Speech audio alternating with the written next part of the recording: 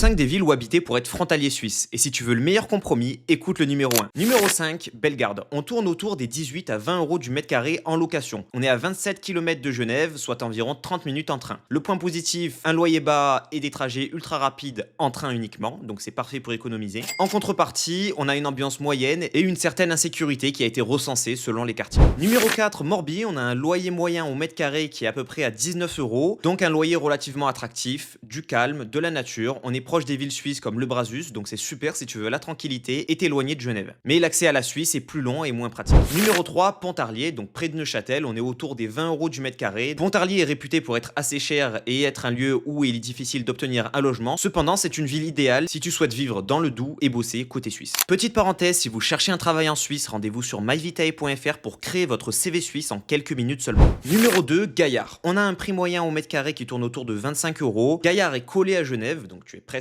déjà en Suisse. Évidemment, les loyers grimpent, c'est donc le prix de la proximité à payer. Et enfin, le numéro 1, Saint-Louis. On retrouve un loyer moyen au mètre carré d'environ 18 euros. C'est pour moi le meilleur compromis en termes de loyer, donc on a des loyers accessibles, plus un accès direct à Bâle sans les inconvénients des zones frontalières saturées. Le petit bémol, selon ton job, parler allemand peut devenir indispensable.